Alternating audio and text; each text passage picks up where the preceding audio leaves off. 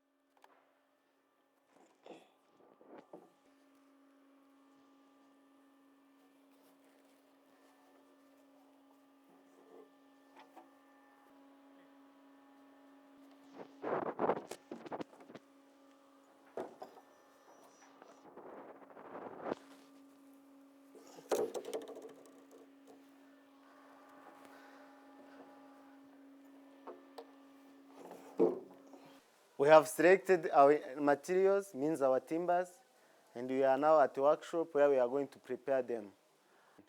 We are going to use various machines, but most of the machines that we will be working with is trim saw, surface planer, thicknesser, and the circular saw. As always, when we're in workshop, it is always prohibited to work without safety equipment. That's why I will need air protection, as one machine produces noise. The next thing that I will need is that I need to wear proper clothing, means tighty clothes, tighty working pants, and tighty safety shoes.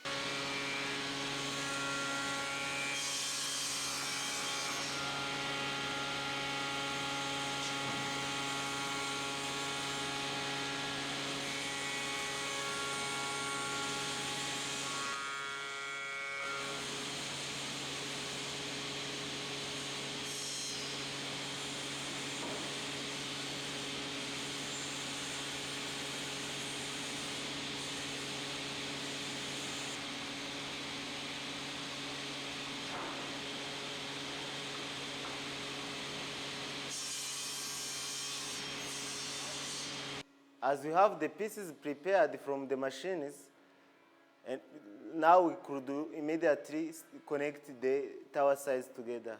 But as we have the rungs connected, then we have to make the sockets of the rungs.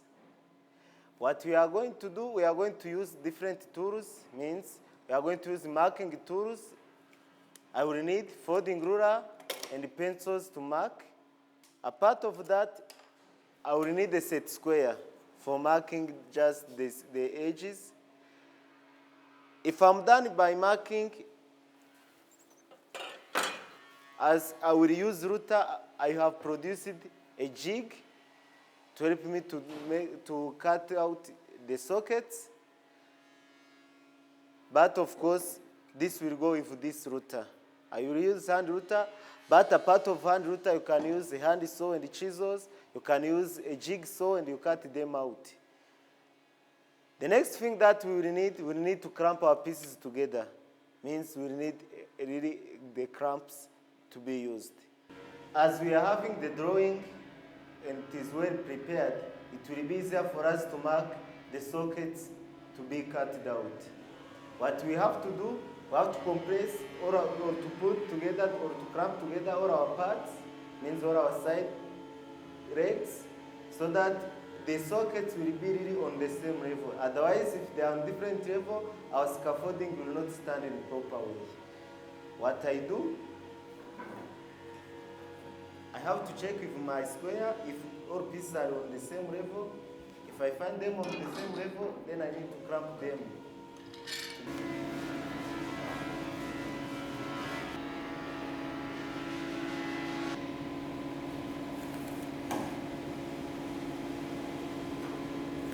We are done with marking and we are going to use router. We need always to provide safety. I have ear protection, which is always goes with the machine, and exhaustion to avoid the dust to come up. While adjusting the machine, it's better if you disconnect the machine so that you cannot switch it on accidentally.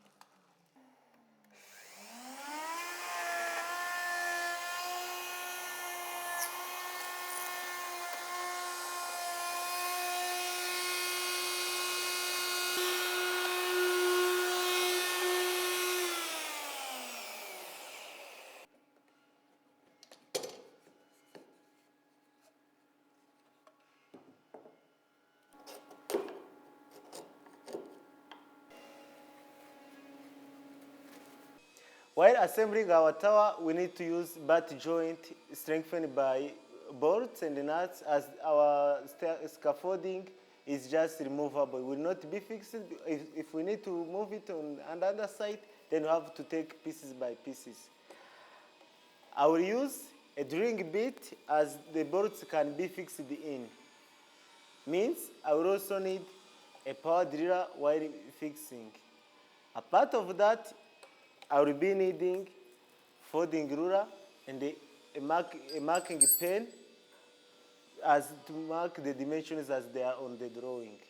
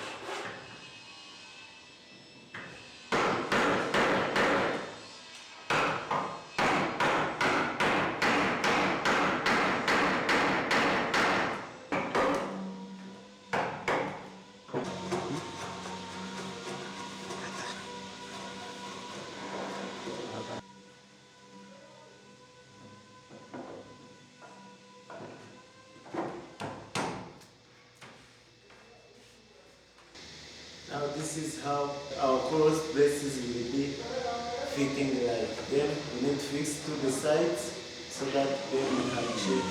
If they relax or transoms, we also fit it properly.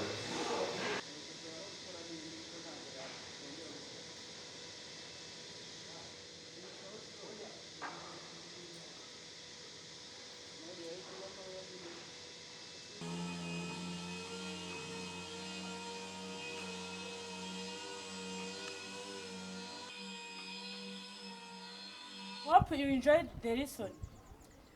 Once again, we have learned a lot from this. As usual, you can find this video on the e-learning website of Rwanda Polytechnic for more repetition. We welcome you again for the next session.